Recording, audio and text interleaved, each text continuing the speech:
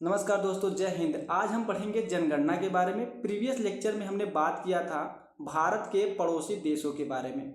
I hope आप सबको याद होगा, मालदीव, श्रीलंका, भारत, पाकिस्तान, अफगानिस्तान, नेपाल, भूटान, बांग्लादेश, म्यांमार। ठीक है, तो ये सभी जो है भारत के पड़ोसी देश हैं। बीच में जो भारत मैंने नाम लिया उसको निकाल दीजिए। जनगणना हमारे लिए पढ़ना बहुत ही इंपॉर्टेंट हो जाता है। अगर 2021 की जनगणना हुई होती तो हम 2021 की जनगणना पढ़ते, क्योंकि लॉकडाउन और कोरोना की वजह से वो जनगणना नहीं हो पाई और अभी तक भी वो जनगणना पेंडिंग में है। इसलिए एग्जाम में 2011 से क्वेश्चन अभी तक पुटअप हो रहे हैं, तो हम 2011 की जनगणना पढ़ेंगे। ठीक है, हम देखते हैं पहले भारत में पहली जनगणना की शुरुआत 1872 में लॉर्ड मेयो के काल में हुई थी। ठीक है, तो लॉर्ड मेयो के काल में 1872 में पहली जनगणना हुई भारत में। देश में नियमित रूप से जनगणना या भारत में नियमित जनगणना जो है उसकी शुरुआत 1881 से लॉर्ड रिपन के काल में होने लगी। ठीक है ना बाबू। नियमित रूप से क्या मतलब, जैसे 10 साल 10 साल 10 साल 10 साल, तो इसको नियमित रूप से जनगणना होने लगी। मतलब अभी जनगणना हुआ तो इसके 10 साल बाद फिर जनगणना होगी, उसके 10 साल बाद फिर जनगणना होगी, तो इसको हम कहते हैं नियमित जनगणना। ठीक है, तो नियमित जनगणना की शुरुआत 1881 से शुरू हो गई। किसके काल में? लॉर्ड रिपन के काल में। अब स्वतंत्र भारत की पहली जनगणना 1921 में हुई, 1951 में हुई थी। 1947 में भारत आज़ाद हुआ और 1951 में पहली जो है जनगणना हुई थी। जनगणना का विभाजक वर्ष कौन सा था? तो 1921 था। जनगणना से संबंधित अनुच्छेद कौन से हैं? तो 246 नंबर जो अनुच्छेद है वो जनगणना से संबंधित है। मतलब जनगणना के बारे में आपको देखना है या पढ़ना है, उससे संबंधित जो इम्पोर्टेंट पॉइंट आपको देखना पड़ेगा वो आप जाके अनुच्छेद 246 में देख सकते हैं। जनगणना विषय है, किसका विषय है? तो बाबू 7वीं अनुसूची के संघ सूची का विषय है जनगणना। जनगणना की अवधि प्रत्येक 10 वर्ष में होती है। मतलब अभी मैंने आपको बताया था कि हर प्रत्येक 10 वर्ष में जनगणना होगी। ठीक है, एक इम्पॉर्टेंट पॉइंट आप देखिएगा, साल 1921 को जनसांख्यिकी विभाजन का साल या year of the big divide कहा जाता है। ठीक है, तो 1921 का जो जनसांख्यिकी विभाजन था उसको हम क्या कहते हैं? Year of the big divide कहते हैं। इस साल अकाल की वजह से भारत की आबादी में काफ़ी गिरावट आई थी और 2021 के बाद से भारत की आबादी में लगातार और उल्लेखनीय बढ़ोतरी हुई। माना जाता है जब 2011 की जनगणना हुई थी तो भारत की टोटल जनगणना 121 CR मतलब 121 करोड़ थी, लेकिन अभी अनुमानित किया जाता है कि 145 करोड़ की जनसंख्या हो गई है टोटल भारत में। ठीक है, अनुमानित रूप से इसको बताया जाता है। अगर जनगणना होगी तो 150 करोड़ से ऊपर निकलेगा, मतलब विश्व में पहले नंबर पे आ जाएगा भारत जनसंख्या के हिसाब से। ठीक है, आगे स्लाइड हम पढ़ते हैं। जनसंख्या का अध्ययन। तो जनसंख्या का अध्ययन क्या कहलाता है? डेमोग्राफी या जननांकिकी कहलाता है। कौन सा बाबू? ये जनसंख्या का अध्ययन। 2011 की जनगणना का क्रम क्या है? देश की 15वीं तथा स्वतंत्र भारत की 7वीं जनगणना। ठीक है, तो देश के 15वीं जनगणना और भारत की या स्वतंत्र भारत की 7वीं जनगणना था। कौन सा? 2011 की जो जनगणना है। नेक्स्ट है 2011 की जनगणना का आदर्श वाक्य क्या था? तो हमारी जनगणना हमारा भविष्य, इसका ये आदर्श वाक्य था। नेक्स्ट है जनगणना का शुभांकर क्या था? ये प्राग्रह शिक्षिका, प्राग्रह शिक्षिका इसका शुभांकर था। जैसे एक लोगो नहीं दिया जाता है कि मतलब कोई काम करने से पहले एक लोगो दिया जाता है, एक स्लोगन दिया जाता है, तो वो यही है। नेक्स्ट है प्रथम जनगणना कमिश्नर कौन है? डब्ल्यू प्लाडेन।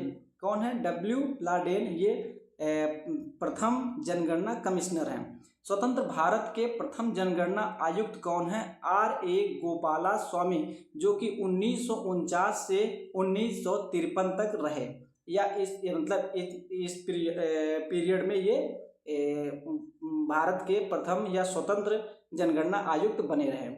2011 के जनगणना आयुक्त कौन है बाबू? तो ये C चंद्रमौली साहब है। यहाँ एग्जाम में क्वेश्चन पूछा गया है। ठीक है, आगे हम बात करते हैं पहली बार जाति आधारित जनगणना कब हुई थी? तो पहली बार जाति आधारित जनगणना 1931 को हुई थी। विश्व जनसंख्या दिवस 11 जुलाई को मनाया जाता है और कुल जनसंख्या कितनी है भारत की जब 2011 की जनगणना हुई थी, ठीक है, 2011 के पर्सपेक्टिव से हम बात करेंगे तो 121.08 करोड़ जनसंख्या भारत की है, ठीक है। अभी अनुमानित रूप से 150 करोड़ 145 करोड़ क्रॉस कर चुके हैं भारत की जनसंख्या। नेक्स्ट हम बात करें भारत में विश्व जनसंख्या का भाग कितना है, तो भारत में विश्व की जनसंख्या का टोटल भाग 17.5% है। इसको आप इस तरीके से समझेंगे, मान लीजिए ये पूरा वर्ल्ड है, मतलब पूरा विश्व है, यहाँ पे लोग निवास करते हैं, तो यहाँ पे कितने लोग हैं भारत में टोटल, इन लोगों के 17.5% जनसंख्या निवास करती है, ठीक है। मतलब कोई जो एरिया होगा, मान लीजिए ये जो है ये कहीं ना कहीं 100% होगा, तो इस 100% में से 17.5% की जनसंख्या अकेले भारत में ही निवास करती है। आई होप आप समझेंगे। नेक्स्ट है पुरुष जनसंख्या कितनी है, तो 62.32 करोड़, ये मतलब पुरुष की जनसंख्या है। नेक्स्ट हम बात करें महिला की जनसंख्या, तो 58.75 करोड़ यानी कि 58.75 करोड़। 10 की वृद्धि दर क्या है, 17.7% है। कुल साक्षरता दर कितनी है, 73%। मतलब ये भारत के परिप्रेक्ष्य में बात कर रहा है, तो भारत में कुल साक्षरता दर कितनी है, 73%। मतलब आप समझिए कि भारत में कुल पढ़े लिखे लोगों की संख्या कितनी है, तो 100% में से 73% लोग जो है भारत में पढ़े लिखे आपको मिलेंगे, ठीक है ना। नेक्स्ट हम बात करें पुरुष साक्षरता दर कितनी है, तो 80.9%।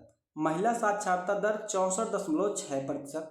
लिंगानुपात कितना है, तो 943 महिलाएं पर, या जो 343 महिलाएं हैं उस पर 1000 पुरुष, यानी कि आप ये समझिए कि 1000 पुरुष हैं, तो 1000 पुरुष जो हैं वो महिलाएं कितनी हैं, महिलाएं 943 हैं, ठीक है।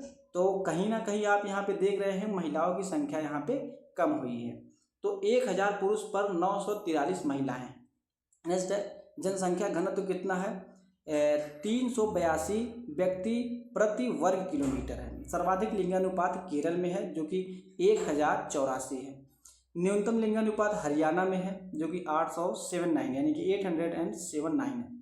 नेक्स्ट है सर्वाधिक केंद्र शासित लिंगानुपात कौन सा है, तो ये कौन सा राज्य बाबू, पुदुचेरी में सर्वाधिक लिंगानुपात है। नेक्स्ट है न्यूनतम केंद्र शासित लिंगानुपात कौन है, तो ये दमन और द्वीप है। आप सब पूरा पॉइंट नोट करिएगा, ठीक है ना। नेक्स्ट है सर्वाधिक जनसंख्या घनत्व तो बिहार का है जो कि 1106 है। न्यूनतम जनसंख्या घनत्व अरुणाचल प्रदेश में है, ये कितना है, 17 है। सर्वाधिक केंद्र शासित घनत्व कौन सा है, तो ये दिल्ली आता है। सर्वाधिक केंद्र शासित जन घनत्व, मतलब जन घनत्व का मतलब क्या होता है, घनत्व मतलब जैसे एक यहाँ पे मान लीजिए एक इंसान है, ठीक है, एक इंसान यहाँ पे है, तो वही चीज़ अरुणाचल प्रदेश में अगर आप चले जाएंगे तो एक इंसान यहाँ मिलेगा, एक इंसान यहाँ मिलेगा, दूर दूर मिलेगा, ठीक है। तो आप पढ़े होंगे ठोस द्रव गैस, तो ये इसी की भांति काम करता है। नेक्स्ट है न्यूनतम केंद्र शासित जन घनत्व कौन सा है बाबू, तो ये अंडमान में है न्यूनतम केंद्र शासित जन घनत्व। सर्वाधिक जनसंख्या कहाँ पे निवास करती है, तो उत्तर प्रदेश में। माना जाता है कि उत्तर प्रदेश में 23 करोड़ की जनसंख्या या आबादी जो है रहती है। न्यूनतम जनसंख्या कौन से राज्य में स्थित है, तो बाबू ये सिक्किम में स्थित है, या सिक्किम राज्य में सबसे कम जनसंख्या है। सर्वाधिक केंद्र शासित जनसंख्या कहाँ पे है, तो ये दिल्ली में है।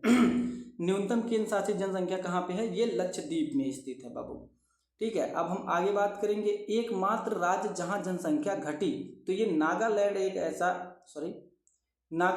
ऐसा राज्य है जहाँ पे जनसंख्या घटी है। बाकी जितने भी भारत के 28 राज्य हैं या 7 जो है केंद्र शासित प्रदेश है, उनमें जनसंख्या का जो है जनसंख्या बढ़ी है काफ़ी ज़्यादा, और नागालैंड में जनसंख्या घटी है।